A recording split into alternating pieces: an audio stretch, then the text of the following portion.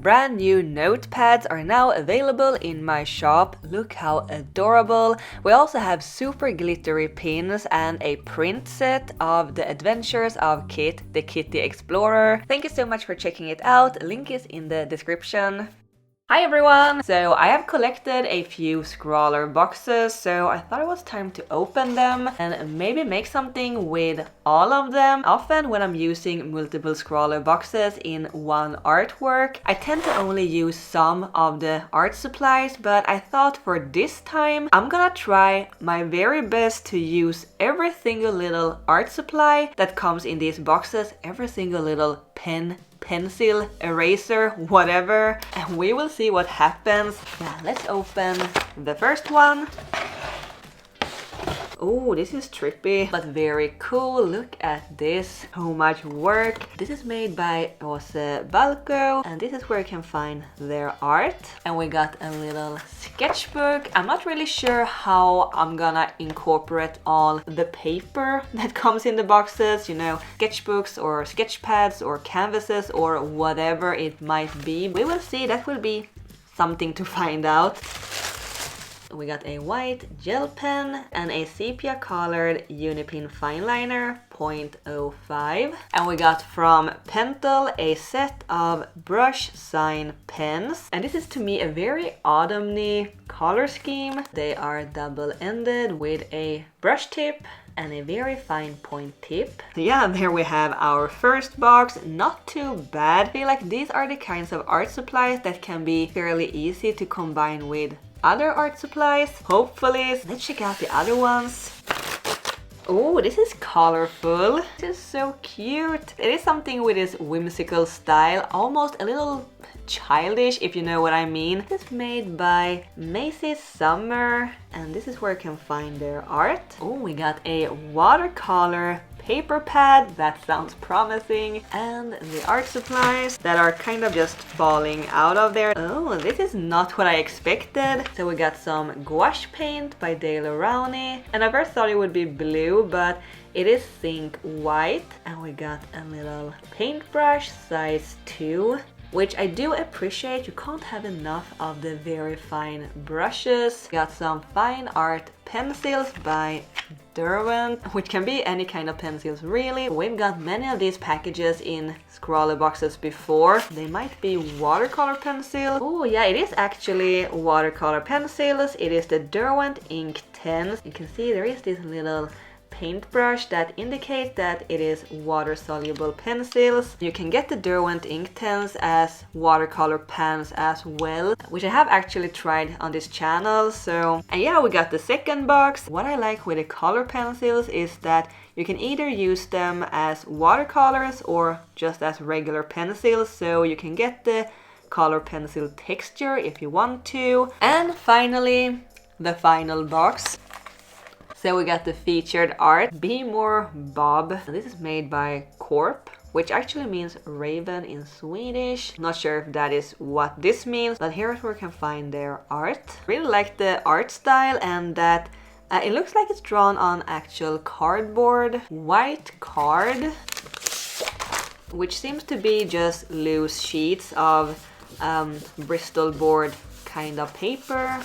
Very nice and thick and smooth. Very curious about the art supplies because I haven't really figured out yet what it is. Maybe markers, maybe paint markers. Seems like I was correct. We got paint markers and also regular alcohol markers. So we got a Winsor & Newton Pro marker in the color Cool Gray Free. And I just have to say it, as a user of Pro markers for many years, the new Pro marker design isn't that exciting. And we got the Posca pens in very interesting colors. I thought this was white, but it's ivory. The colors actually look very similar to the pens in the first box. Yeah, we got the third and final box, and I feel like this can be quite interesting. Also, thank you so much to ScrawlrBox for these boxes. If you want to subscribe to ScrawlrBox yourself for monthly mystery art supplies, there is a link in the description. So as usual, I'm starting with swatching all the supplies just to see what I've got to work with, but also to maybe get some sort of inspiration or idea to what I want to make. It wasn't a super crazy mix of art supplies. I feel like I am very lucky with a color scheme, for example. The first and the last box with the paint pens and brush pen and the marker are very similar in color. We got the browns and purple colors and grays, and then we have the pencils that I can use to add some extra splash of color. It is always a bit of a gamble when doing multiple boxes at once because you never know what you will get or what supplies that you will have to combine. It could have been charcoal and acrylic paint, but I'm very happy that it wasn't. I also decided to not use the papers in these boxes. It is technically art supplies and I could use them to make some sort of collage or something, but I wasn't really feeling that. I made a swatch card to keep track of the supplies since I'm gonna use all of them. It isn't really a lot of art supplies to keep track of, but it gives me a good overview. So my very first idea was to draw my Kitty Explorer kit being out on adventures, but the colors inspired me to make something else. The purples and the white together reminded me of my favorite flower that is just everywhere right now where I live, the digitalis or the foxglove. It is so beautiful and mysterious, and since we have the oranges and brown colors too, I just had to make a little witchy fox friend.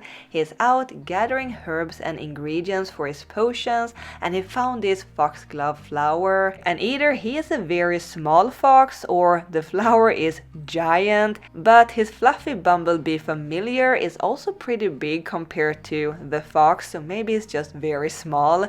Once the sketch is done, I traced it to watercolor paper. Thought that smooth hot pressed paper would work the best and be most durable with all of these different art supplies.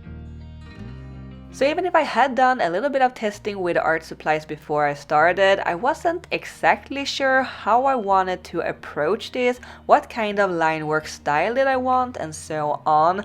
So I just started by adding some lines with a sepia fine liner. There is a lot of smaller, finer details, so I thought it would be good to fill all of that in first so that they wouldn't disappear during the coloring. And I know I used a graphite pencil that wasn't included in any of the boxes. 3 boxes and no graphite pencil. That is kind of unusual, but I didn't want to sketch with the watercolor pencils because when I add water to them they would just dissolve and disappear, so now I can just paint over everything and the lines will still be there. The lines are very thin and the sepia color is a lighter tone, so I can easily line over the line art later with other supplies if I want to. The Pentel brush pens are just in the perfect color for the foxglove flower. As I mentioned, they were the inspiration for this whole piece. They are a little too dark though when drawing with them directly, so I'm gonna use them as watercolors instead and dilute them with water. I scribble with them on a paint palette to get a little pool of ink, and then I add some water to them and paint with them just like watercolors. So now I can adjust the intensity of the color and I can mix all the different purple and the violet to get more different tones, and I can do some shading. It looks so good. I really like this technique with water-based markers. I've done it many times before. It just makes them a little more versatile to work with. I'm doing a similar thing with the watercolor pencils. I take the wet paintbrush and pick up the pigments directly from the pencil nib, just like when painting with paint pans. Normally you draw with a pencil directly on the paper, just as when coloring with regular color pencils, and then you dissolve them with water and kind of paint with them. To be completely honest, I have never really understood the thing with watercolor pencils. You first draw with a pencil and then you go over the same thing again with water to make it look like watercolor. Maybe I just don't know the right techniques or what they are used for, but then I think I just prefer working with regular watercolors directly. Anyway, I'm mixing the paint from the brown and orange color pencil, and then I'm adding some of the darker brown from one of the brush pens for the darker parts of the ears and paws. So this is basically how I do the whole base coloring for this painting, mixing the watercolor pencils and brush pens with water and paint with them. I really love how this little witchy fox turned out, and I look forward to include him in more art in the future. Maybe he could meet up with Kit, the kitty explorer, and follow him on his adventures. He will need a name though, and I am just terrible at coming up with names. I have no imagination when it comes to stuff like that, so if you guys have any suggestions what we should call this little fox friend, let me know in the comments. Also, we need a name for his bumblebee familiar too. I am so excited to make more art with these guys, to take them out on more adventures. Speaking of the bee, I first thought that I would have to make her orange since I realized I don't have any pure yellows to work with, but when mixing the bright yellowish lime green watercolor pencil with a little bit of orange, it turned into this very nice sunflower yellow color, perfect for our bumblebee. Once I have the whole watercolor base down, I can start adding some more details and highlights using the Poscas, brush pen, gel pens and gouache. I am still so amazed by how well all of these art supplies work together, and I love the color scheme. I know I said it so many times, but they are two different mediums, but the Poscas matches the brush pen so nicely. When I decided to do this challenge using all the art supplies from all the boxes, I honestly thought that it would be more of a challenge, but it just worked out perfectly this time. Also, let me know, do you prefer it when I'm opening just one box at a time and make something with that? Or do you like it when I do the multiple boxes more? I felt like this painting needed some more contrast, so I decided to go over the lines with a fine-tipped end of the brush markers. I like how it looked before, but I think the bold lines really brought this painting to life. I also added some more textures using the brush pens, the ivory Posca and the dry watercolor pencils.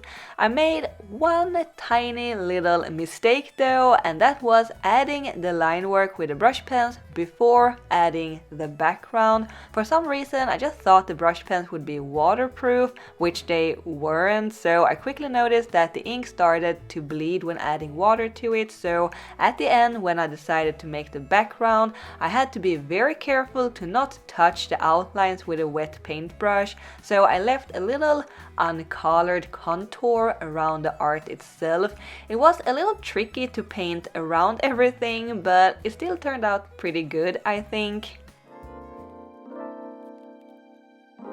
But yeah, I managed to use every single pen and pencil from all 3 boxes, which wasn't that hard or challenging really, but it was a lot of fun, and this little witchy fox came to life. I am so happy with how this turned out, definitely one of my favorite pieces in a while. It is so cozy and bright and colorful, and again, if you have any names for the fox and his bee familiar, let me know. I hope you enjoyed this video and the art. Thanks ScrawlrBox for the boxes, and thank you guys for watching. I will see you next time. Keep drawing my happy cats. Bye!